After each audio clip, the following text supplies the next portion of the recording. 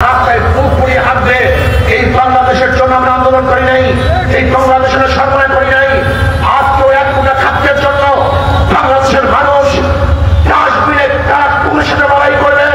আজকেও খাদ্যের জন্য আমাদের মা বোনেরা তাদের বাচ্চাকে বিক্রি করে দিবে।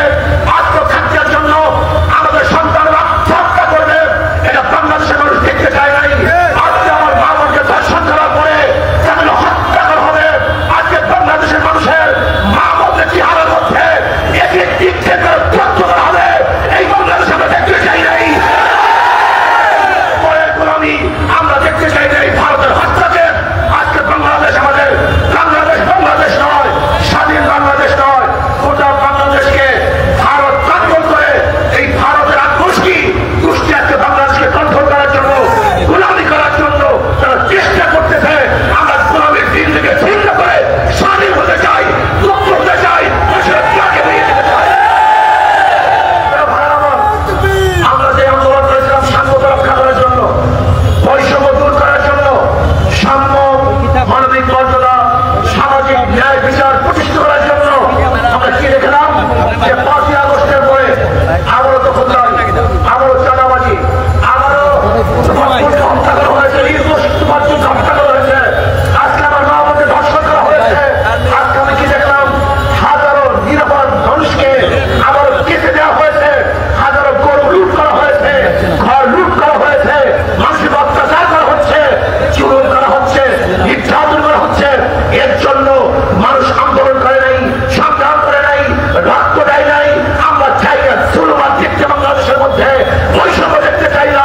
আজকে গরিব ছাত্ররা অর্থের অভাবে পড়াশোনা করতে পারবে না, তারা উচ্চ শিক্ষায় শিক্ষিত হতে পারবে না। এই যে আমরা দেখতে চাই না। আজকে আমার মা বোন মিসকিনরা, এতিমরা, বিধবারা না খেয়ে থাকবে, এই বাংলাদেশ আমরা দেখতে চাই না।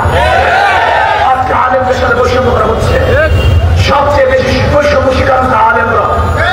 আজকে শিক্ষিত আলেম যারা মেধাবী, শিক্ষিত, অনার্স পাস করার জন্য সেই পরিমাণ পড়াশোনা করে, একজন ছাত্রী পাস করার জন্য তাকে 1000 গুণ বেশি পড়াশোনা করে, অথচ আজকে আমাদের মাদ্রাসা ছেলেরা কেন তার বিশেষ পরীক্ষায় অংশগ্রহণ করতে পারবে না? তারা কেন বিশেষ পরীক্ষা দিতে পারবে না? আজকে মাদ্রাসার ছেলেরা কেন চাকরিজীবী হবেন না? তারা বাংলাদেশের কোনো জায়গায় কেন ছিঁড়তে পারবে না? এটা বৈষম্য। এর চেয়ে বড় বৈষম্য কিছু হতে পারে না।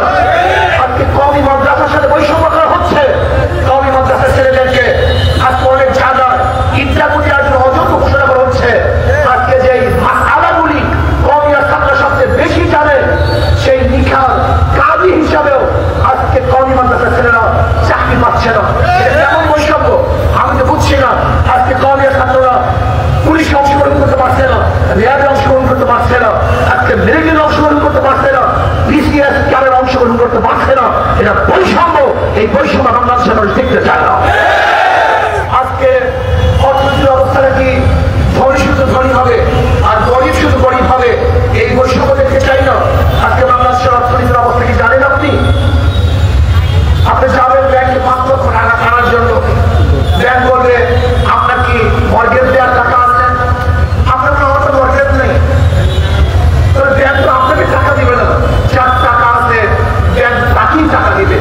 তার মানে ধনীকে ধনী বানায়।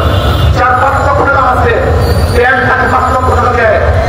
যে ব্যক্তিকে লোন দেওয়া হয়েছে তারই লোন মাফ করা হয়, তার ইন্টারেস্ট মাফ করা হয়।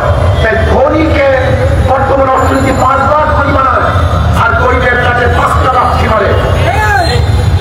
আগের থেকে বড় লোকের 5 লক্ষ টাকা ছিল, 1 বার ধনী। ব্যাংক থেকে 5 লক্ষ টাকা দিয়েছে, 2 বার ধনী। তার লোন মাফ করা হয়েছে, 3 বার ধনী। তার ইন্টারেস্ট মাফ করা হয়েছে, 4 বার ধনী। আর গরিবের কাছে 5টা লাফি। আগের থেকে 5 লক্ষ টাকা ছিল না, 1 লাফি। ব্যাংক থেকে 5 লক্ষ টাকা দেয় নেই, 2 লাফি। তার ইন্টারেস্ট মাফ করা হয় নাই, 3 লাফি। তার লোন মাফ করা হয় না, 4 লাফি। এবং বড়লোকদের যে টাকা মাফ করা হয়েছে, এই টাকাগুলো যদি বাংলাদেশ ব্যাংকে থাকতো, ওই গরিব বাংলাদেশের নাগরিক হিসাবে সেই টাকারও মালিক ছিল। কিন্তু বড়লোকদেরকে লোন মাফ করার কারণে গরিবের প্যাটের মধ্যে 1 লাফি, মোট 5 লাফি।